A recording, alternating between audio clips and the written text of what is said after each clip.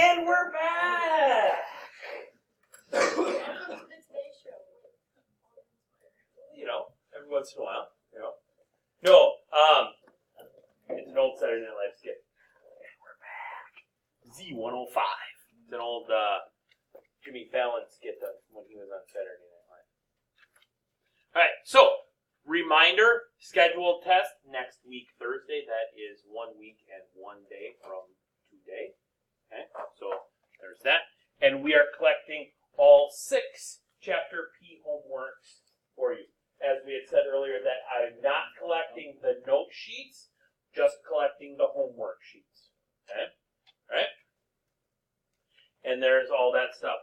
Remember that if you go on the line and you look at the homework list, those page numbers online are for the online textbook. Okay?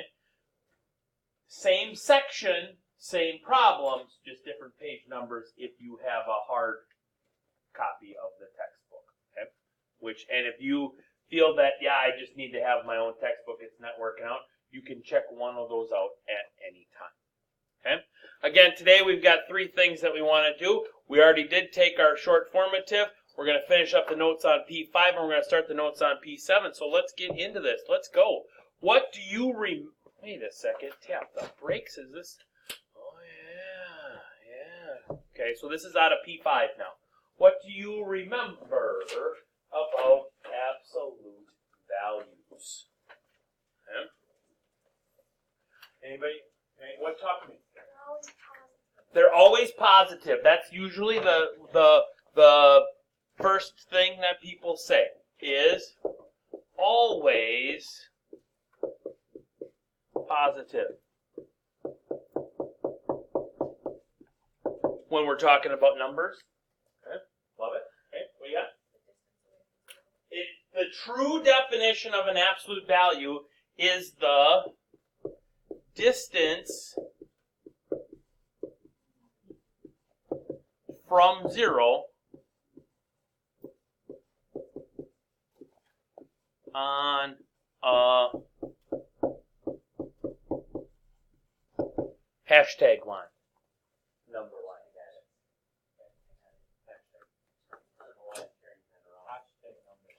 Okay, right? So because it's a distance, that's then what makes it always be positive. Yeah, love it. Okay. Anything else that we remember? What do you got? Graphs are V's.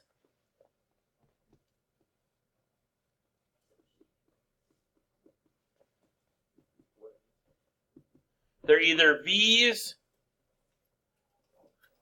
or they're mountains, right? Okay.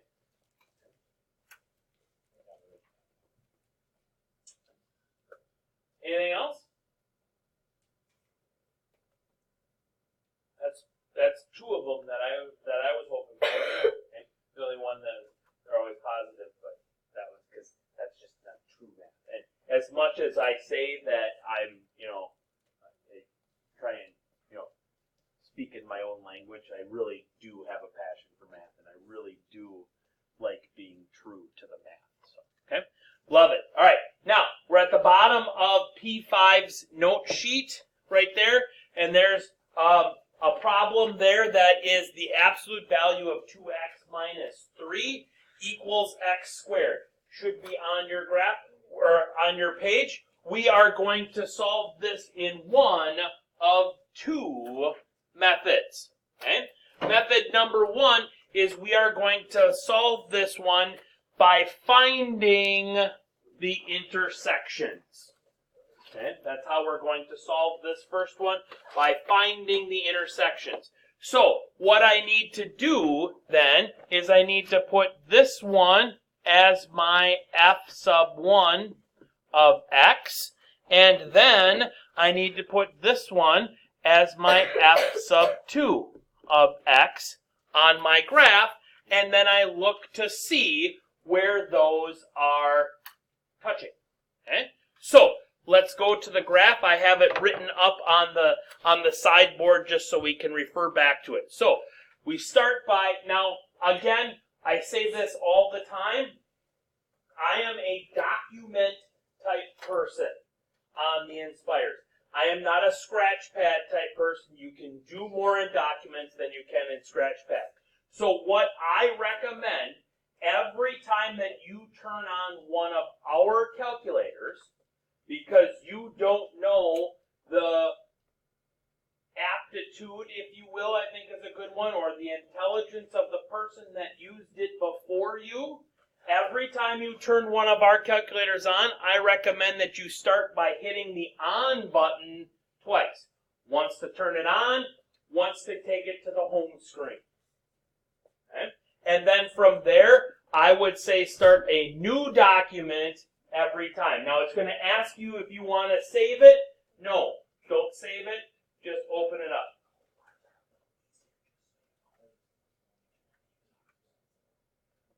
Okay. All right. It's clearer, it's brighter, it's picture-y, just so you know. Okay. All right. All right. Then we're going to graph intersections, so I want to add a graph. That's where we're going to go. Add graph. So then it says here is my first function of x, f1 of x, because they didn't have enough space to go f sub 1 of x. We want that to be absolute value of 2x minus of the quantity 2x minus 3. Now, there's a shortcut to absolute value. On yours, you can just type ABS, open parentheses, 2x minus 3, close parentheses. On here, we can just go into that key, and then absolute value is this one on the very left of the second row. Okay? And what that does is that opens up an absolute value. We just have to fill it in with 2x minus 3. Now, when I hit enter, I should see a V, because that's what we said when we were remembering about absolute values. We should see a V or a mountaintop, and enter, shabam, there is a V. Okay, with me?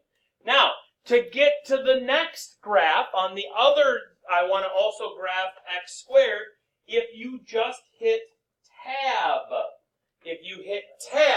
it reopens the function top part. And on that one now, I want to type in x squared. And then when I hit enter, I should see a parabola, because it's parabolic. Okay? And there it goes. Now, based upon this picture, how many times do you think that this function is going, or these two functions are going to intersect? Twice.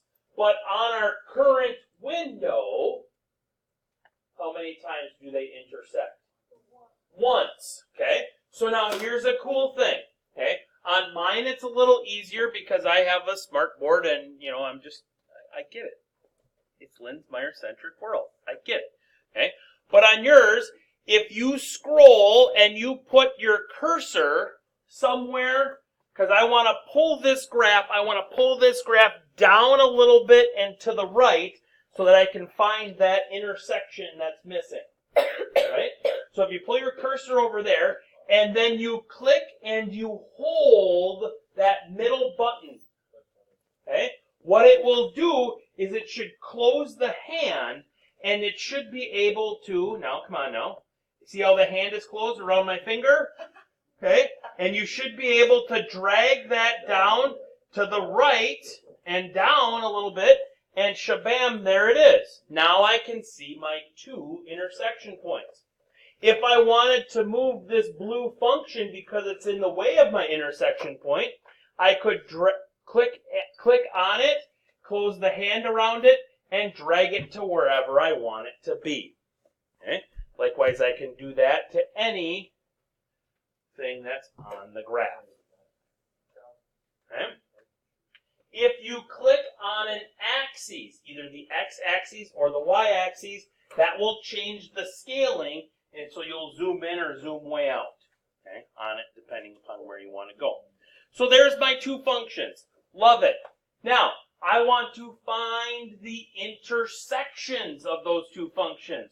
what do I do? Analyze graph. I want to analyze the graph in the menu. Analyze graph. Intersection is number 4. Okay? And again, I don't want to be too cute with I want to be able to utilize this. Here, let me go over here because it's easier. Okay? I don't want to try and get right on top of that intersection point.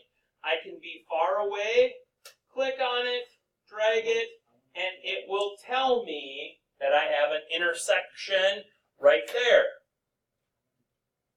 Now I've got to do the same for the other one. Menu,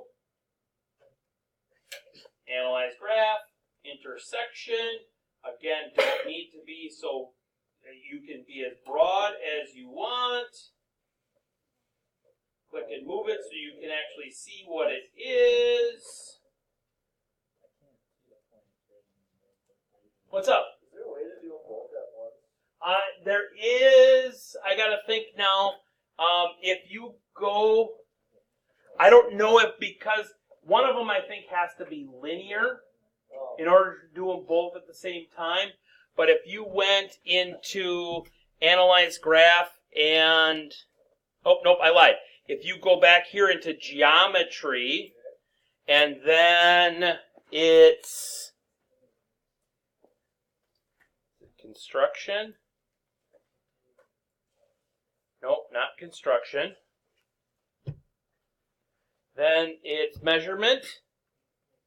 Nope, it's not Measurement. Points and Lines. Points and Lines. Intersection points. Okay? But I think one of them has to be linear in order to do that. I forget to do that because I've gotten so good at the fact that just do it, menu 6, boom, boom, done. They did them both for me. Okay. Sometimes it will, sometimes it will. Oops, now I gotta escape and escape and escape. There we go. Okay. Alright. And then so we're just gonna capture that page. Capture El Pajo. And we're gonna put it on here. And then I'm gonna make it bigger. And then we're going to say you need to sketch the graph below, and the points of intersection are at the point -3, 9, and 1, 1. Our points of intersection. Okay? All right? Good to go? Love it. Excited to be part of it. Okay? So, here's the form.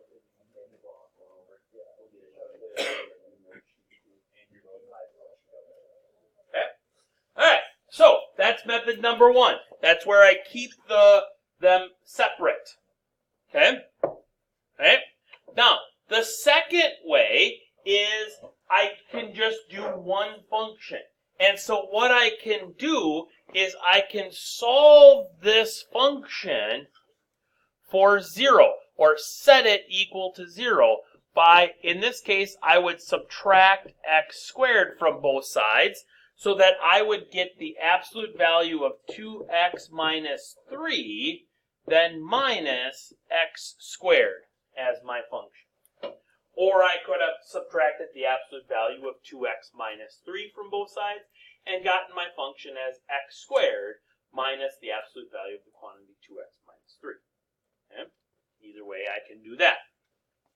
Now, on the graph, I'm going to start a new page, so I'm going to go Control Doc. That's going to add me a new page, and I'm going to add in a graph. Okay? And so it's going to want me to go the absolute value of 2x minus 3. Then I got to get out of that, and I've got to go minus x squared. Okay? So it looks like that. Now this is going to be a funky one. Okay? It's going to have a little funk to it. Okay? And so now what I am looking for in this case, because I have one single solitary function, I don't have intersection points on this one. So instead here now, because I've set it equal to 0, I am going to analyze my graph for the zeros. Okay, so there's 1 0. There's the other 0. So that gives me zeros at those 2 points.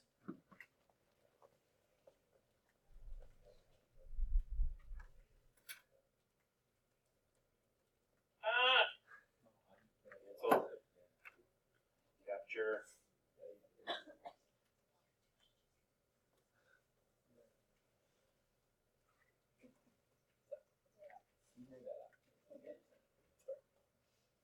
So the zeros here are not, the intersection points are not,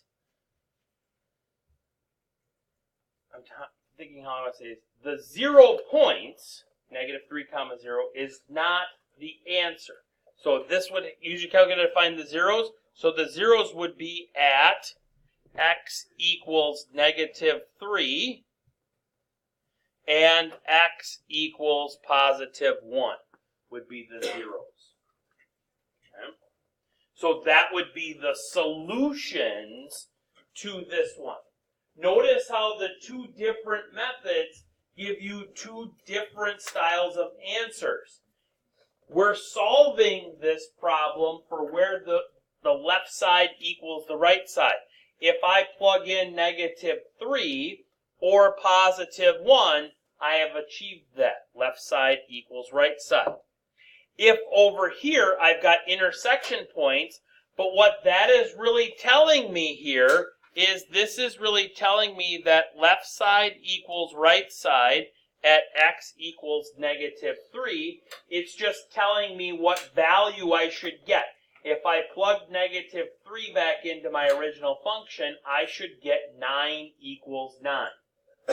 And this is telling me at x equals 1, left side equals right side, and I should get 1 equals 1. Huh? So that's the two different ways of solving them. But in the end, this is what we want as an answer here. And this is what we want as an answer there. Okay? Love it. Excited to be part of it. Okay? Now we're in the P7 notes. We'll start on top with the P7 notes. Okay?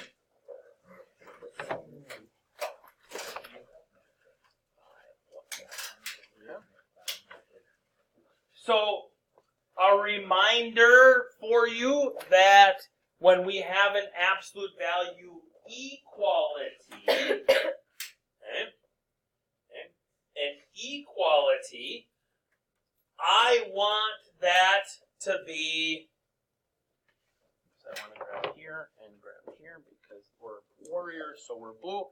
I take whatever is inside, oops, that's a bad, I take whatever is inside my absolute value and I set it equal to the positive of the other side.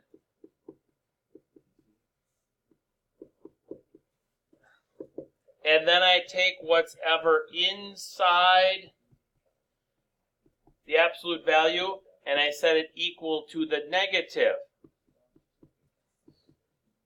of the other side. Okay. And then I solve those equations. Okay. So in this particular case, the inside of my absolute value is x.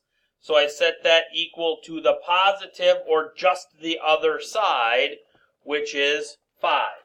So I would get x equals 5 here as an answer because that's already solved. And then I would take the inside, x, and I would set it equal to the opposite of that side. So then that is going to be x equals -5 as my other solution. And if we think back to what we were talking about before, if I want the two numbers that are 5 units away from 0 on the number line, if I go to the right 5, I'm at +5. If I go to the left 5, I'm at -5. Both have a distance of 5 away from the origin on the number line. Okay? Now, when it comes to inequalities with absolute value, the way that I do it, there's like in my Algebra 3 class, there's like a chart in their textbook of how to do it. And then I got to thinking, I'm like, no, that why memorize a chart when you can just do it the exact same way and then just use logic to go from there. Okay? So if I'm at the absolute value of x is greater than 5, that tells me that I need to be at -5 and +5 on my number line. Right? Okay. Now I want this to be bigger, because remember 0 is right here in the middle. Okay? So I want that to be bigger than 5. So I want numbers that are more than 5 away from 5 or from 0 on the number line. Well, that's going to be there and there. Okay? If you don't see that logic, try a number in every zone. So I would try a number over here like -10. If I put -10 back into my original inequality, the absolute value of -10 is 10. Is 10 bigger than 5? Yeah, so that's true over there. If I put 0 in, the absolute value of 0 is 0. Is 0 bigger than 5? No, that's false. And I could try one on the other side. If I try 17, absolute value of 17 is 17. Is that bigger than 5? Yes. Do you have a question? No, on this one I do not close the circle because this doesn't have the equals component to it. That inequality doesn't have the equals component to it. So the circles stay open. Okay? Now, in an inequality, I would write that as x is less than -5 unioned with x is greater than 5. That's how I would write that in an inequality. In interval notation, which we prefer interval notation over inequality notation, this would be parentheses -infinity all the way back to -5 unioned with parentheses 5 all the way to, oops, that should be positive infinity.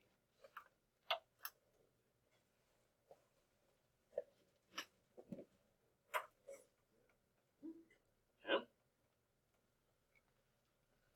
On the second one here, on this next one, again, I'm looking at -5 and I'm looking at +5. I know that I still have my 0 in the middle. Okay? But now, yes, ma'am.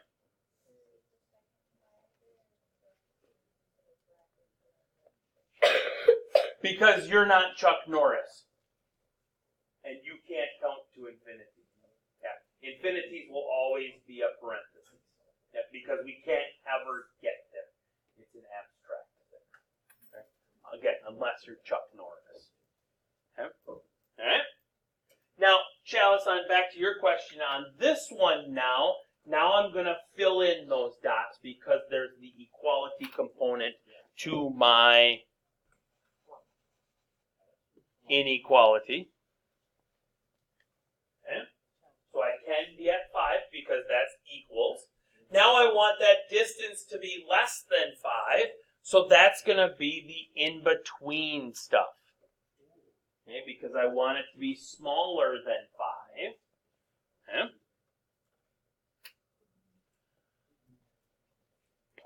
Again, I could test a point out here. Let's go with negative 73. Okay?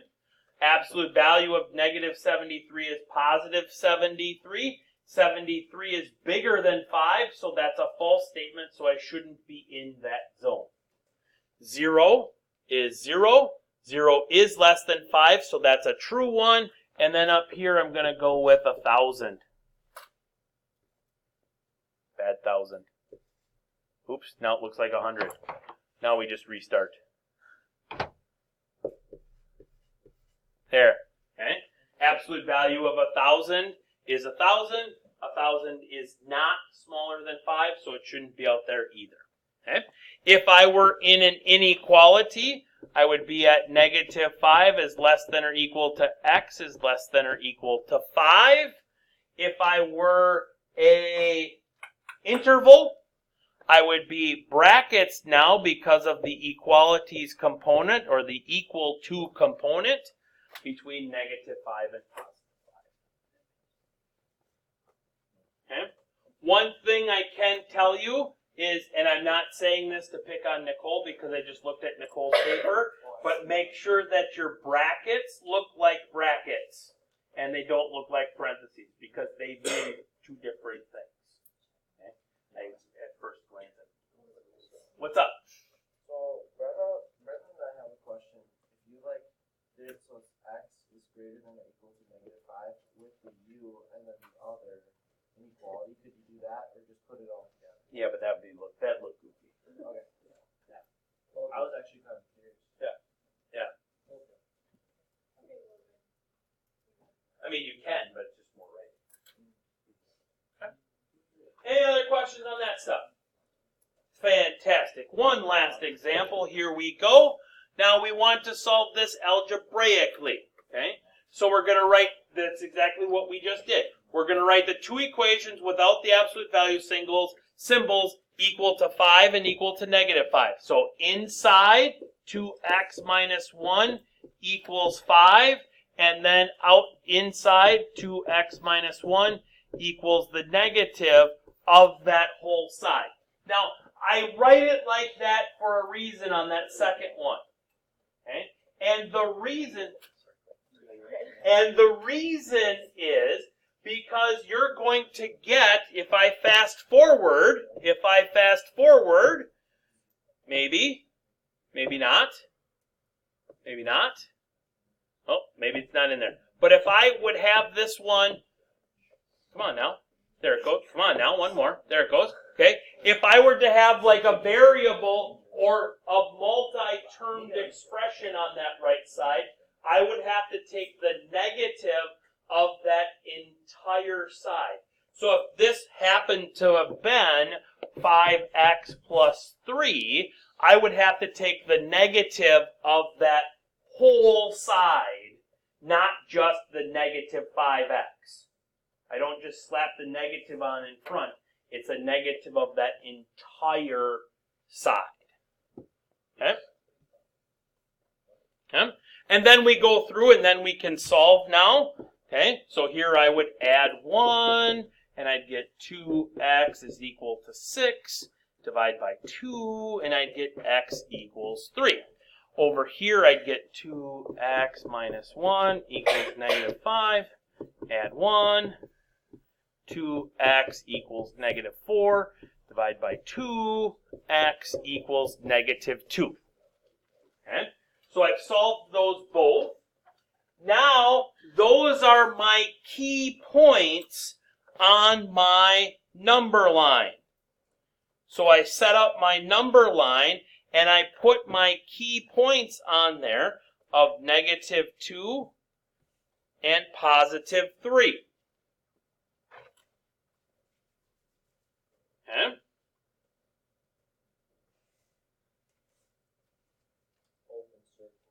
Open circles at both. Love it, because it doesn't have the equal to part.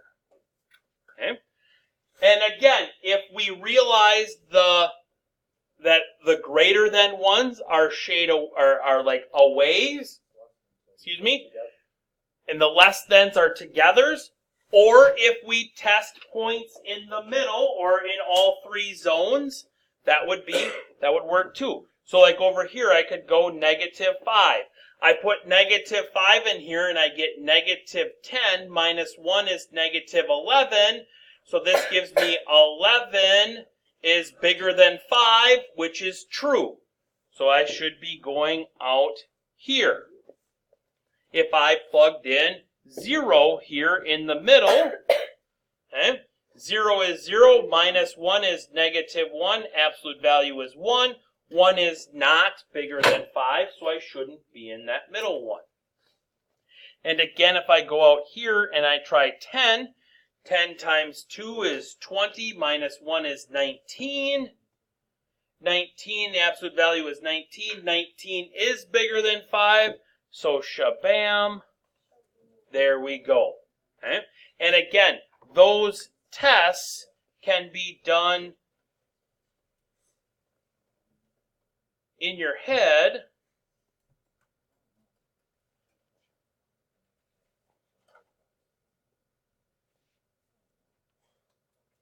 Oh, wrong color.